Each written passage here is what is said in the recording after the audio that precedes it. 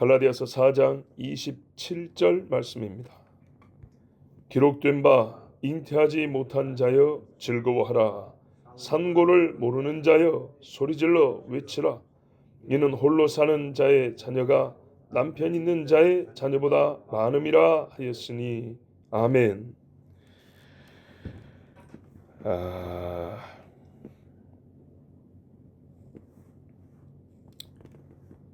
우리는 자유한 여자가 낳은 자녀들입니다. 그렇죠?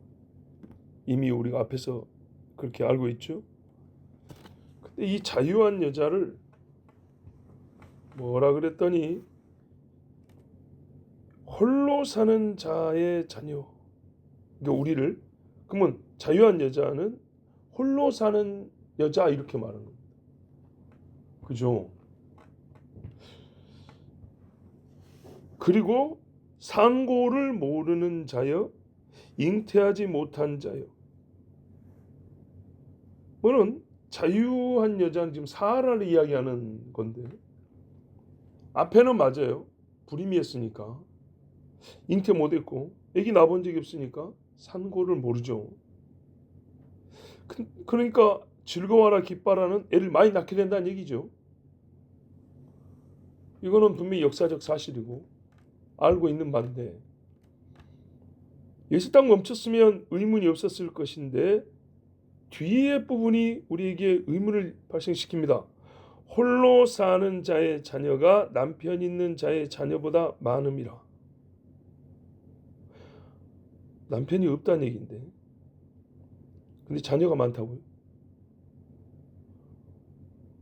혼외자, 간음하여 낳은 자식이 많다는 뜻인가요? 사라가? 아니죠. 사라가 그러지 않을 뿐더러 혹 다른 여자라 할지라도 성경이 그런 일을 부추기고 그런 여자를 복되다 할 일이 없죠.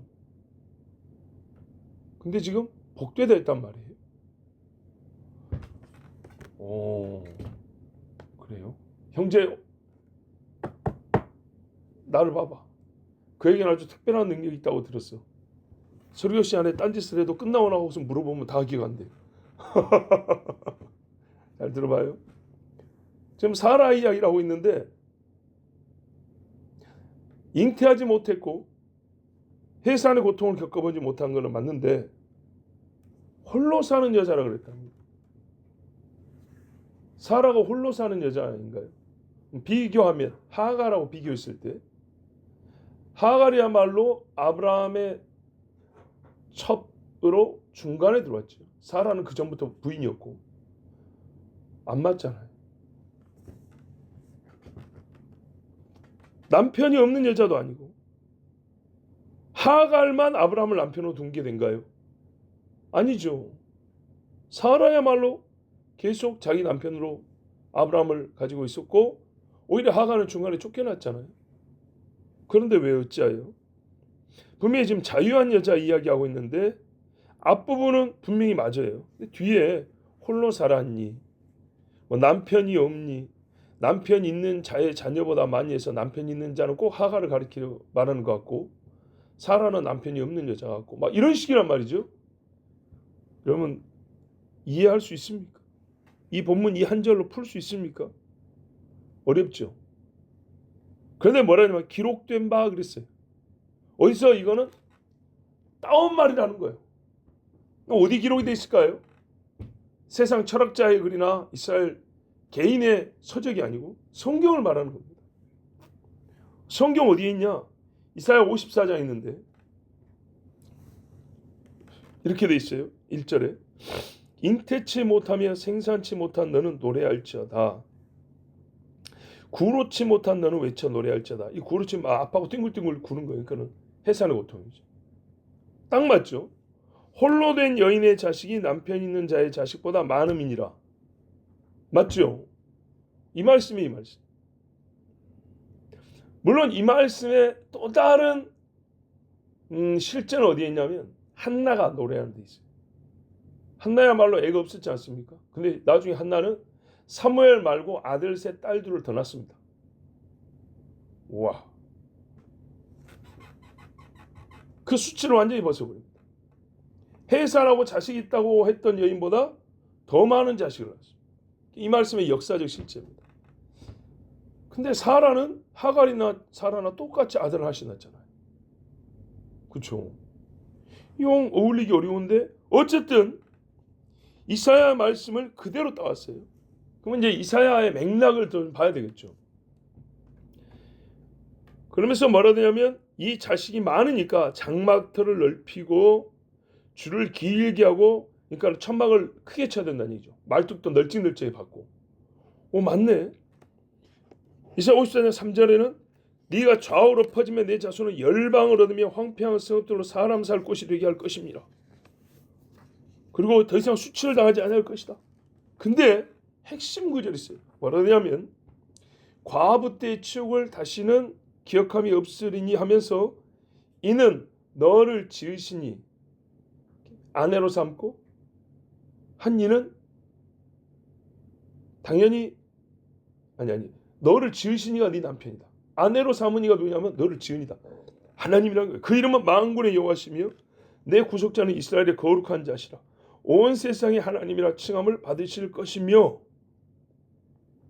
여호와께서 너를 부르시되 마치 버림을 입어 마음에 근심한 아내 곧 소시의 아내 되었다가 버림을 입은 자에게 함같이 하실 것입니다. 내 하나님 여호와의 내 하나님의 말씀입니다.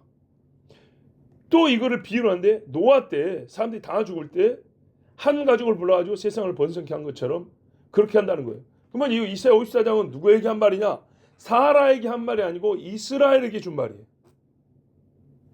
이스라엘의 범죄로 말미암아 이방의 포로로 잡혀가고 종으로 팔리고 수많은 사람들에서 죽임을 당하고 핍박을 당하고 야 이스라엘 이제 끝났다 그랬잖아요. 끝났다.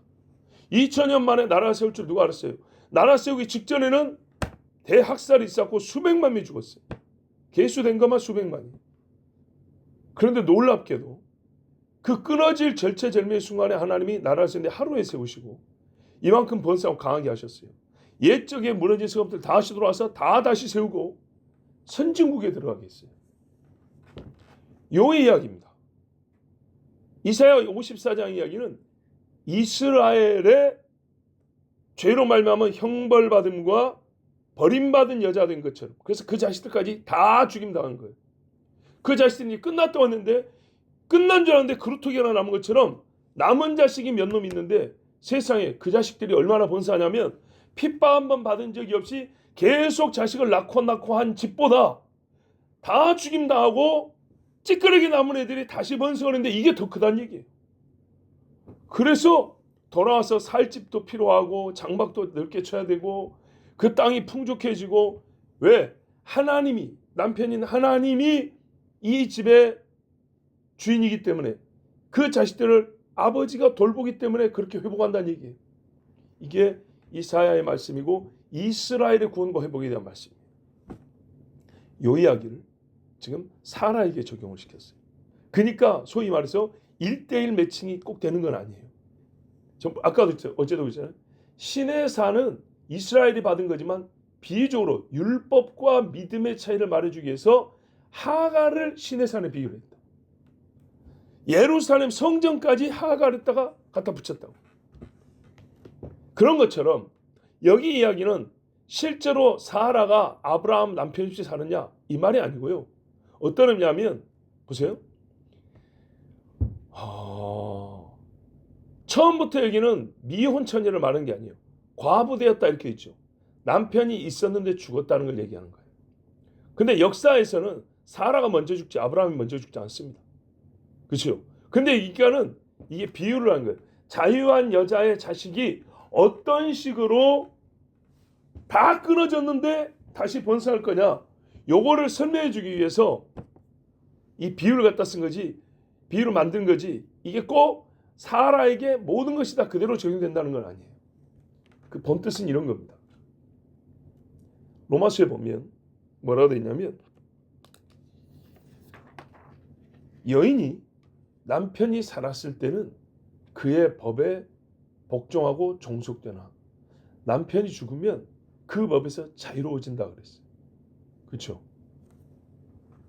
그 이야기를 왜 하냐? 율법과 이스라엘 관계에서 율법이 그 때가 다하였으므로 말하자면 죽었다는 거예요. 우리가 믿음이 와가지고 구원을 받았다는 것 못지않게 반드시 그와 등가적으로 생각할 뭐냐면 율법의 남편적 기능이 다했다는 것. 이스라엘 집을 주관하는 역할이 끝났다는 것. 요거를 정확히 인식을 해야 됩니다. 율법이 남편적 기능을 다해서 이제 이스라엘은요 자식을 못 낳아요. 어떤 자식이요? 율법적 자식을 못 낳아요. 근데 지금 율법을 비유로 하는 하갈 있죠, 하갈. 여기는 성전까지 계속 지금 남아있고 해가지고 어떻게 해요? 계속 거기서 자식들을 낳고 있어요. 제사 지는 사람이 더 많아요. 할례 반드시 받아야 된다는 사람이 더 많고 음식법 다 가려야 된다는 사람이 훨씬 더 많아요. 이 훨씬 더 많은 사람들이 예수 믿고 율법을 무시한 게 아니라 율법이 가리켜 보여주는 메시아를 만나서 새 언약에 들어간 사람이 수로 보면 비교할 수 없이 적어요. 뭐 하루에 5,000명, 3,000명 돌아왔다니까 맨날 그러냐? 그건 아니에요. 훨씬 적어요. 그러니까 수가 많으면 핍박을 안 당했겠지만 수가 너무 적으니까 핍박을 당하고 흩어질 수밖에 없었어요. 그러면은 시간이 흐르면 어디가 더 많을 것 같아요? 핍박을 안 받는 자손들이 훨씬 많아져야겠죠. 그죠? 핍박을 잡고 목잘림을 당하고 가산을 빼앗기고 추방당한 사람들은 훨씬 수가 줄어들고 거의 소멸이 없어져야겠죠. 그렇죠? 근데 말입니다. 하나님이 지금 이스라엘의 민족 국가적 차원에서의 회복을 약속하신 거 여기다 썼다 이 말은 어떤 말이죠? 이건 순전히 지금 믿음으로 의롭다함을 받는다는 얘기란 말이죠. 그 말이에요. 훗날에 어떤 일이 동반되냐면 율법을 지켜서 이스라엘 옛적에 다윗의 나라를 회복했다는 사람들은 의외로 수가 줄고 비교할 수 없이 적고 예수 믿는 사람의 초창기에 수가 너무 적어서 끝났다 했는데 이 자유한 자식들이 어떻게 해요? 끝났다고 이제. 더 나은 아버지가 없어요. 그죠? 율법이라는 아버지하고 끝났다고요. 여기서는 계속 자식을 낳는데 율법 아버지가 있어요. 계속 율법 자식 낳는데 여기는 본인들 말로 율법이라는 남편하고 이제는 끝났다는 거예요. 저 남편은 죽었다는 거예요. 그러니까 저쪽에서 화가 나서 핍박을 더 했지만 남편이 죽었는데 어떻게 자식이 낳겠어요? 근데 성경이 말하래요? 율법과 하나님이 대적이 아니라 하나님께서 율법을 그까지라고 하셨고 새 언약, 새 신랑이라고 아들을 주셨다 했어요. 요 아들 새 신랑을 얻어서 새 자녀를 낳는데 이 자녀들이 어떻게 해요? 훨씬 수가 많아진다는 거예요. 너무 적고 끊어지고 율법에 끊어지면 자식이 더 이상 없을 것 같고 핍박을 당하고 고난을 당하기 때문에 이 수는 금세 소멸되고 없을 것. 잠깐 반짝일 줄 알았어요. 말해서 처음에 일개 파라 그랬어요. 파. 그런데 시간이 갈수록 어떻게 되냐면 예수 남편을 둔 자유자의 자식들이 훨씬 많아져가지고 역사의 끝에 가면 이스라엘을 채우고 하나님 앞에 경배하고 예배하는 자들은 어떤 사람들이냐? 새 언약의 남편을 둔 자의 자식들이라는 얘기. 이해되시죠? 그 이야기를 하는 겁니다. 지금 자유한 자의 자식들 이야기. 요한계시로 보면은 뱀이 와가지고 여자의 남은 후손들과 싸우려고 바닷가에 섰다고 했어요. 여기에 여자의 남은 후손은 우리가 1차적으로 이스라엘이라고 볼 수도 있지만 요한계시 보면 교회 쓴 편지란 말이죠. 교회를 얘기하고 있는 거예요. 성도들을 포함하고 얘기하는 거예요. 성도들의 권세가 다 깨어지기까지 해서 분명히 성도들을 그 안에 포함시키고 있어요. 그러니까 자유한 자의 여인들, 아니야, 자유한 여인의 자식들. 뱀의 입장에서는 이보다 싫은 게 어디 있어요? 창세기에 약속한 말 그대로 여자의 씨 아니에요. 여자의 씨들. 그 이야기입니다.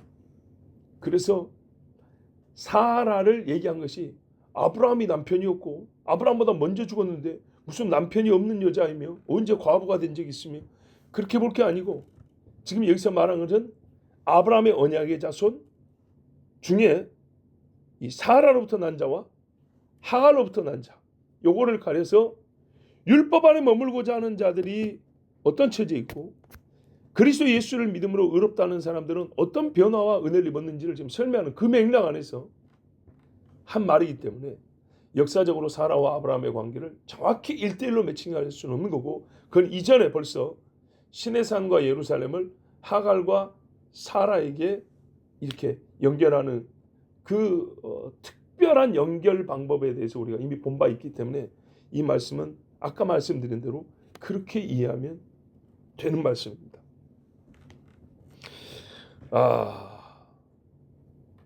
뭐가 죽었다고요? 율법이 죽었다고요. 그런데 여기서 주의를 드립니다. 늘 참 많이 주의를 드렸지만 1.1핵이라도 변하지 않는다는 그런 하나님의 말씀이 있는데 율법이 싹 지워버려야 되는 말이냐? 절대 그거 아니라고 했습니다. 고린도 교회에 쓴 편지도 말했지만 의무는 죽이는 것이오라는 것은 지금 사람이 하나님 앞에 의롭다함을 얻고 구원받는 그 기능과 능력이 있어서 율법과 예수 믿음의 이 절대적인 차이를 설명하기 위한 강조적 표현이고 그 측면에서만 지금 이야기하는 것이지 율법의 모든 측면을 다 부정하는 건 아니라는 겁니다. 그거는 꼭 기억해야 됩니다. 그래서 바울도 뭐라 그러냐면 로마서 7장에 형제들아 내가 법하는 자들이 말하노니 너희는 율법이 사람의 살 동안만 그를 주관하는 줄 알지 못하느냐. 남편이 있는 여인이 그 남편 생전에는 법으로 그에게 매인받으나 만일 그 남편이 죽으면 남편의 법에서 벗어났느니라. 그래서 자유케 되느니라. 너희가 그리스도의 몸으로 말미암아 율법에 대하여 죽임을 당했으니 하면서 너희가 이제 하나님을 위하여 열매를 맺게 하려 함이라 했어요. 그러면 율법은 그냥 막 사람들이 이를 갈고 그래야 되냐? 그래서 바로 이에서 말하면 그런지 우리가 무슨 말하니 율법이 죄냐? 그럴 수 없느니라. 율법으로 말미암지 않고는 내가 죄를 알지 못하였으니 곧 율법이 탐내지 말라 하지 아니하였다면 내가 탐심을 알지 못하였으리라. 이게 7장 7절이고요. 이런 비슷한 얘기를 두 번 돼서 총 3번 합니다. 3번. 이로보건대 율법도 거룩하며 계명도 거룩하며 의로움이 선하도다. 혹시 오해하지 않도록. 더하여 만일 내가 원치 아니하는 그것을 하면 내가 이로 율법에 선한 것을 시인하노니 율법이 선하고 거룩하고 의롭다는 것을 그 율법이 죽은 남편과 같다라고 말한 다음에 3번이나 연거푸 이야기를 해줍니다. 그러니까 어떤 의미예요? 우리가 의롭다함을 얻는 측면에 대하여는 율법은 죽은 남편과 같고 의의 자식을 얻는 데에 있어서는 우리는 반드시 율법 안에서 그 생명을 얻어 자식을 낳는 게 아니고 오직 예수 믿음으로만 언약의 자식들을 낳는다. 그것을 말씀하고 있는 겁니다. 우리가 그렇게 여자의 씨로 부름을 받고 나아졌습니다. 스스로 장성하였다 하여 이제는 집 나가 살겠습니다 하는 탕자 같은 짓은 절대 하면 안 되겠고요. 꼭 아버지의 장막집 그리스도와 함께 늘 하나님 집 안에 머무는 우리가 되어야겠습니다. 기도하겠습니다. 아버지 하나님 감사합니다. 오늘도 인도하시고 생명 주시고 모이게 하시고 주의 말씀을 듣고 배우게 해주셔서 감사합니다. 얼마나 큰 은혜를 받았는지 얼마나 놀라운 은혜를 받았는지 주여 떠나지 않게 하옵소서. 스스로 끊어지지 않게 하옵소서. 또한 하나님이 이 한 가지 사실을 여러 가지 비유와 다층적으로 다차원적으로 반복하여 가르쳐 주시는데 그만큼 중요하다는 것을 알고 하나님의 말씀을 들을 때마다 마음을 다하고 겸손히 진심으로 듣고 또한 이 믿음으로 살아가며 변하지 아니하도록 살면서 살수록 더 뜨거운 믿음을 가질 수 있도록 하나님에 대한 더 높은 경외심과 깊은 사랑을 가질 수 있도록 인도하여 주시옵소서. 예수 그리스도의 이름으로 기도하옵나이다. 아멘.